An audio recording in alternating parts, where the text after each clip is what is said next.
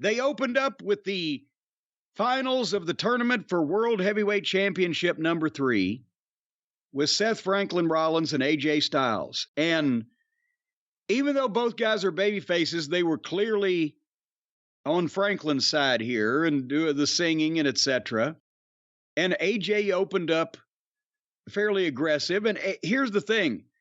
These are two of the most athletic guys there and two of the most experienced workers. And they're stiff and snug when they need to be. And as a match performance, this is top level. I understand when these guys do it, why people like the modern style of match where it's not really a wrestling match with big moves, but it's a performance where guys punch and kick each other in the middle to set up for big moves.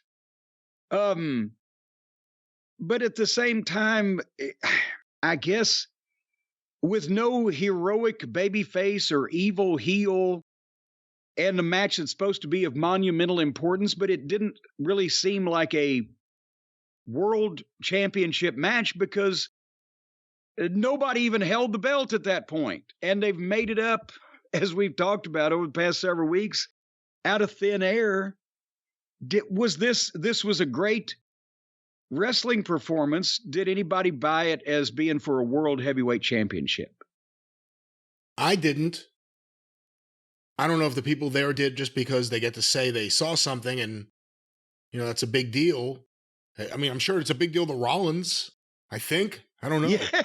No one came out with champagne. I really don't know. Well, they called it the working man's championship. That makes it sound like a toilet plunger.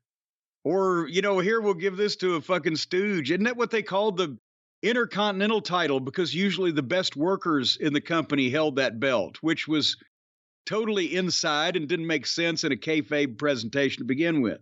That's what it is. Everything's been bumped up. What used to be Intercontinental is now this new World Heavyweight Championship. But anyway, these guys can chop and strike, unlike a lot of the pansies over across the street in the other company.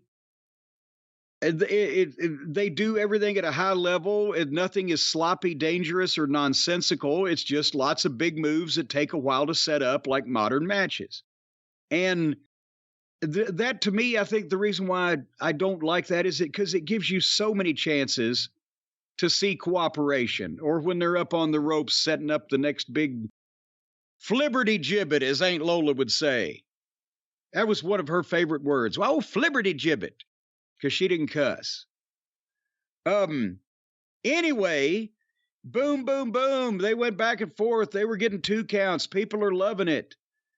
And finally, AJ got a 2 count with a pedigree, went for the forearm. Seth hit a super kick on him, went for the stomp, but his bad knee that he'd been selling buckled. But then Seth hit a pedigree and hurt his fucking knee. But then he hit the curb stomp, which his knee apparently was fine for. 1, 2, 3. And Seth Rollins, totally out of nowhere, completely unexpectedly, is the new holder of the first holder of the World Heavyweight Championship number 3, who was presented the new title belt in the ring by Triple H himself. Yes. Yes. You are correct, sir. You know, I don't know what to say. They're both really good, and I've seen them in excellent matches. One of the best matches I ever saw live was Tyler Black versus Austin Aries at Ring of Honor. Yeah. Really talented guys.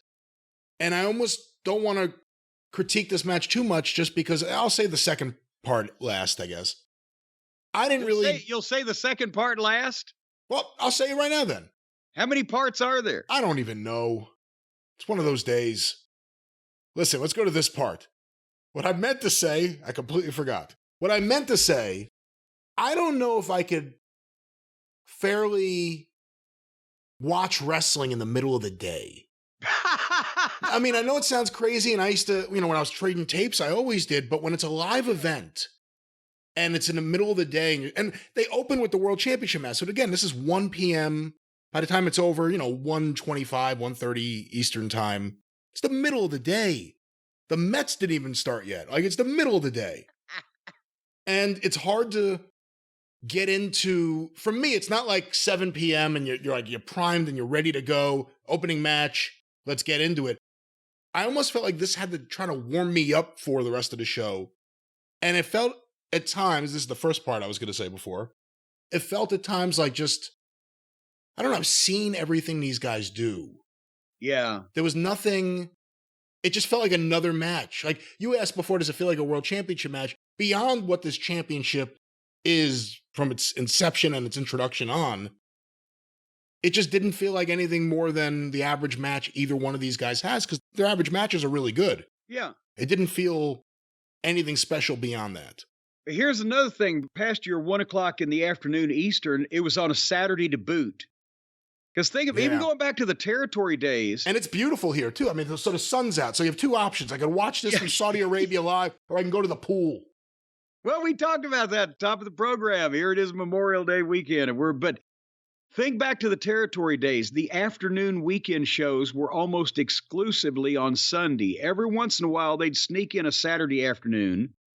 And only every once in a while would those do very well. But we would do six-figure gates on 2 o'clock Sunday afternoon shows. But the first thing they would see on that show would not be Ric Flair versus, Dusty Rhodes or Barry Windham for the NWA title. It would be Rocky Kernodle versus Gary Royal. And you'd kind of work your way into it. But you've seen an hour and a half of wrestling at least. And it's, headed on to 4 o'clock in the afternoon by the time you see the main event, the world title match. But yeah, it's hard to start. It's hard to start hot when it's the middle of the day, like on a beautiful day. And on a Saturday.